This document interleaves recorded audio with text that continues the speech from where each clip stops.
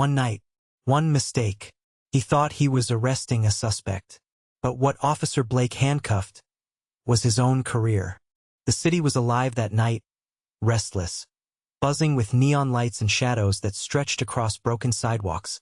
A place where sirens cut through the silence and suspicion lingered in the air like smoke.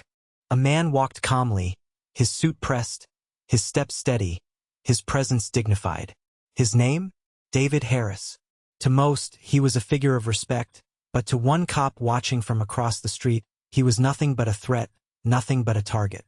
Officer Blake narrowed his eyes, the kind of man who thrived on authority, who looked at people not as citizens but as suspects. He stepped forward and barked out, "Hey you!"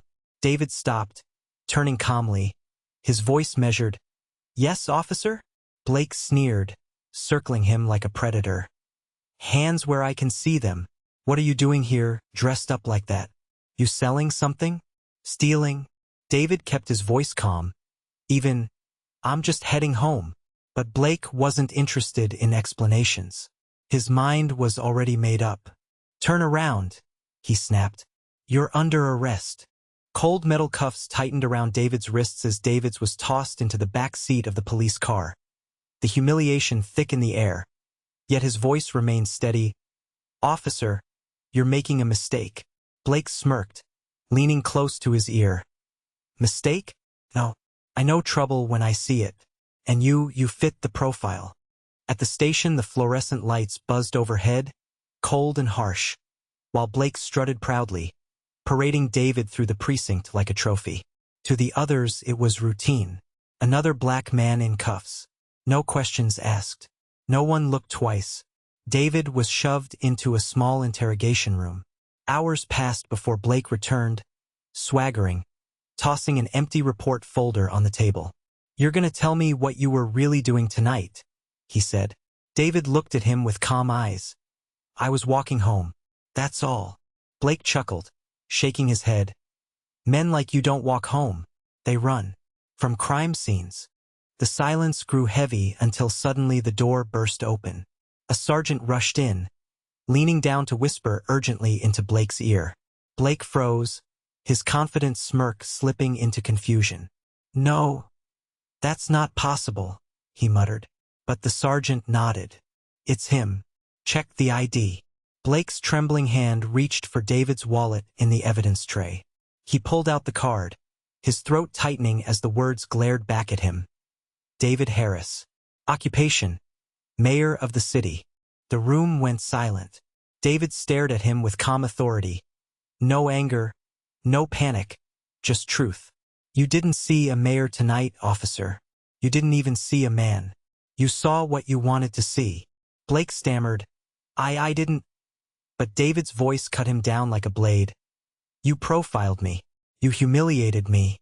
And now you realize the system you thought protected you might finally hold you accountable." By morning, the story had exploded. Headlines screamed across every news outlet. Mayor wrongfully arrested in alleged racial profiling incident. Crowds surged outside the precinct, chanting, demanding justice, phones raised high. Inside, Blake's world crumbled. He begged the chief for protection. "He didn't tell me who he was." The chief only shook his head. "That's not the point, Blake. You didn't treat him like a citizen. You treated him like an enemy. And now the whole world is watching." David walked out of the precinct doors to a sea of reporters. Microphones pushed toward him, cameras flashing in his face. "Mr. Mayor, how do you feel?" they shouted. He paused, his expression steady, his voice carrying the weight of more than just his own experience. "This isn't about me. Last night I was arrested for nothing.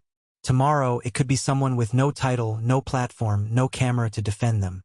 We must ask ourselves, how many lives are destroyed in silence, without evidence, without justice?" The crowd erupted in cheers, but David did not smile. "Officer Blake violated my rights," continued said, voice steady. "He saw a black man in a suit and assumed guilt. That's not policing, that's profiling. We're suing for wrongful arrest, excessive force, and civil rights violations. This isn't about personality.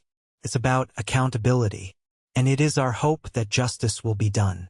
His voice thundered, carrying the weight of generations who had been silenced, generations who had not walked away with microphones waiting outside the station. By noon, the chief held a press conference of his own.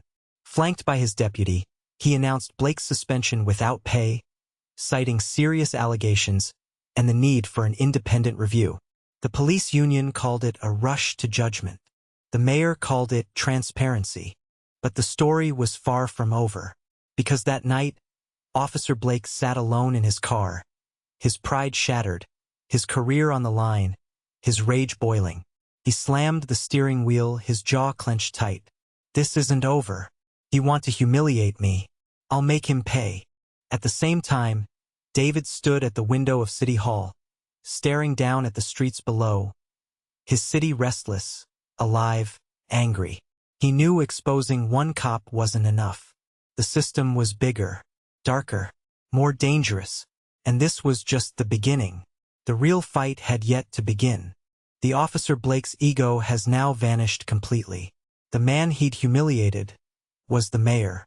Follow for part 2, because the storm that follows shake the entire city.